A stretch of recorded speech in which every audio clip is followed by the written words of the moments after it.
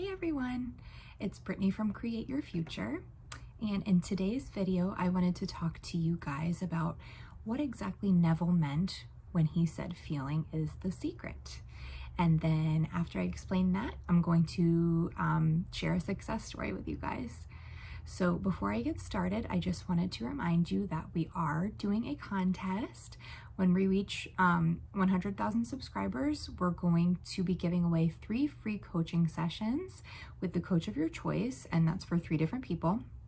And in order to enter the giveaway, you just need to subscribe to the channel, like and share this video, and comment down below. And if anybody's looking for coaching, I just wanted to remind you that I am available, and my link to sign up for coaching is in the description box below. Okay, so feeling is the secret. There is a lot of different videos out there that explain what exactly Neville meant by feeling is the secret, and I think there's some confusion about it too. I've been having several clients now ask me to really explain what it means because they don't feel like they're doing it correctly and they don't feel like it's working for them. So let me explain what I think people have, been confused about. So a lot of people think that you need to visualize to the point where you can vividly see the things around you that you're visualizing, vividly like smell or feel or touch or taste or, whatever senses that you have in you to be able to create this imaginal scene, and that you have to just consistently do this over and over again in order to manifest what you want. Now, all of those things can be helpful for some people. And, I'm not knocking it at all. That's something that works for people, but it doesn't work for everybody. And let me explain why this is. So there are 2 different categories, I think. The first group of people can't visualize, like they haven't been able to feel that they're in the scene. They haven't been able to hear things going on. They haven't been able to, really feel like they can get into visualizing. And that's okay. You don't have to visualize in order to manifest something. So I just want to make that really clear to you guys. And even if you feel like you can't see what you're visualizing and it's very unclear, that's okay too, because our brain, it sees in images and pictures. So even if you don't feel like you're seeing something and you're not like noticing a mental picture when you're visualizing, that's okay. That's completely fine. So if you enjoy visualizing, but that's something that's like been, worrying you, don't worry about it. That's completely okay. And then the other group of people are people who say that they're doing it to a T, and they're really able to, feel those vivid, tones of reality, so to say, and they still aren't seeing results. And they're saying like, I feel so emotional when I'm doing these scenes. I come out of it feeling amazing. I feel like I'm almost about to cry because I'm so happy, and I'm still not seeing my manifestation. Like, what am I doing wrong? And here's the thing, guys. So feeling is the secret. Feeling, it doesn't mean feeling emotions. It means you're feeling natural. You're feeling like you are in this state. You're feeling like you are this person who already has their desire, right? When we tell you guys, live in the end of already having your desires. So when we live in the end, we feel completely natural and neutral. This is a feeling that we're embodying, and it's a state, right? So we're embodying the state of the wish fulfilled. So in that sense, feeling is something that should be completely normal, natural, and neutral. So what I like to ask people is this. Let's say you are trying to manifest a committed relationship with your SP, because I know a lot of you guys are trying to do that. So you're trying to manifest a committed relationship with an SP.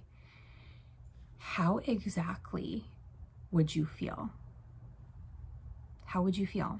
not the moment that it happens, not the moment that they ask you to be in a committed relationship, not the moment that they tell you they love you, that they want to marry you, whatever it is, but truly you're already in that relationship. You've been in that relationship. Think a few weeks or months or even years down the line.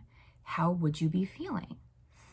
And these are things that are not really emotions. They're more an identity of who you are.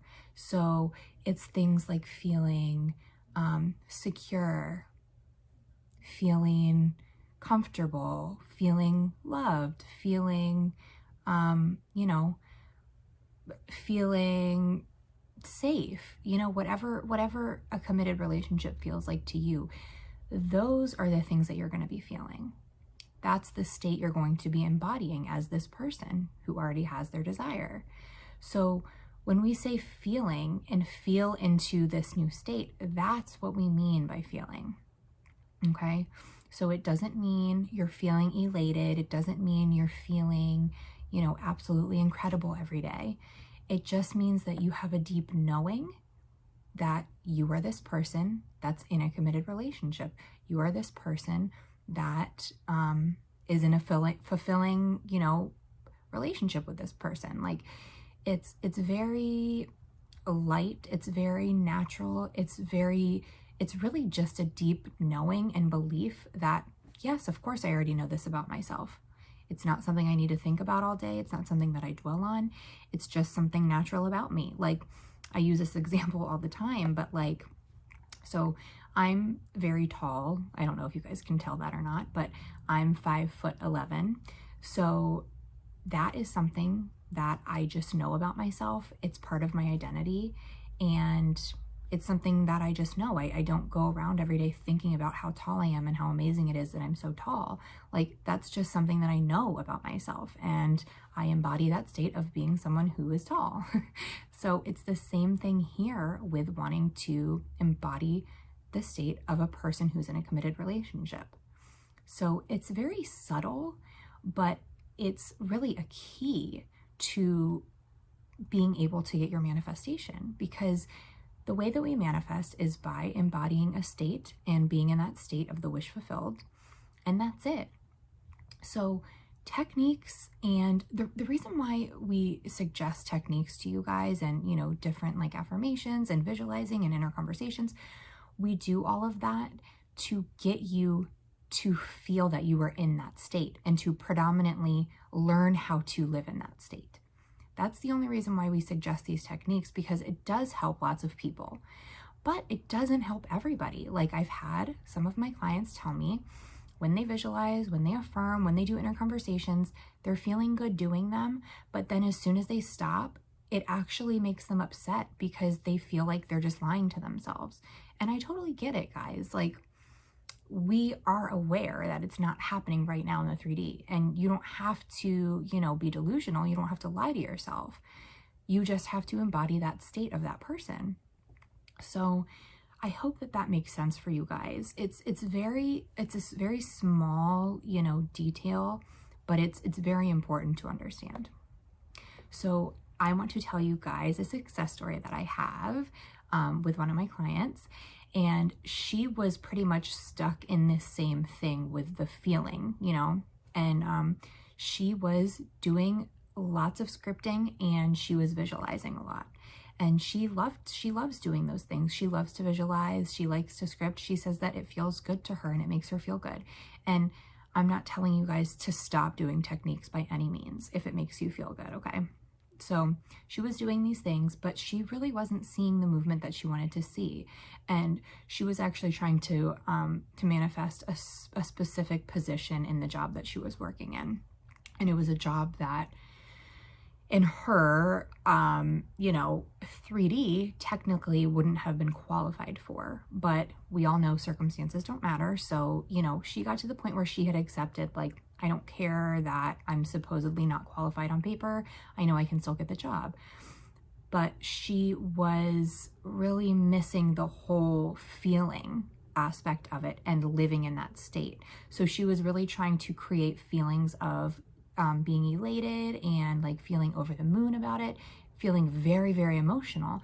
And that's fine. That's great. You guys can do that if you enjoy it. Like, I'm not saying to not feel emotional over these things, but that's not what manifests for you. So we talked really in depth about this, and, you know, I explained to her how to embody a state. And, you know, we are always embodying a state, no matter what. Like, even if we aren't realizing it, we're not aware of it, we are always embodying a state, and we're always switching states. So it's not about staying in a specific state nonstop permanently, because that doesn't happen. It's not possible. But we're talking about living in a state predominantly. So if you're living in this state 51% of the time, then that's predominant, right? So, yeah, so she was like, okay, I get this. I'm going to try to, you know, conjure up these feelings. And I want to explain something also to you guys. When you work on like living in this state and embodying this new state of this person who has their desires already, you don't necessarily have to do it by living in the end. You absolutely can. It's very helpful to a lot of people. I enjoy doing that. It feels good to me. But not everybody does like to do that, like I said, because they don't feel like it's real, and it upsets them. And I get it. When certain things are very important to you and you have a lot of emotions attached to these things, you know, your desires, I understand. So if you don't feel good with living in the end, you can instead think about the exact way that you would feel if you already had this thing, okay? For her, for this specific job, it was secure, safe, fulfilled, and confident. And she said that's how she would feel if she were in this new position. And she was able to, instead of living in the end of being in that new position, she was able to think about times where she has felt secure in her life, where she has felt fulfilled in her life, where she has felt safe, and where she's felt confident. And she really thought about each of those feelings and really just sat in those feelings. And honestly, on each one, took about 5 minutes and said, okay, if I were feeling confident, what exactly would I be feeling right now? And she truly just sat there and allowed herself to feel confident. You create your own feelings, okay? So you can feel anything at any time. Like, things that are going on around you, people, you know, circumstances, those aren't creating your feelings and emotions. You are creating those things, right? It all happens internally. So it's not like something has to happen in the 3D in order for you to feel these things. You feel them first so that you can experience them in the 3D. So she was able to really just sit on each of those feelings and really conjure up those feelings and really just sit in that state of being that person. And she did that for, and she only did this in the evenings before going to bed. It wasn't something that she spent all day doing. Anytime she thought about the job, she was just like, all right, you know what? It's done. Don't have to worry about it anymore. I don't know how it's going to happen. I don't know in what way it's going to come to me, but I know it's done. And that's it. And went on about her day and, you know, did whatever she normally does. And at night, she was relaxing, getting ready for bed, and she would just sit in those feelings and live in those states, you know, for about 5 minutes on each single one.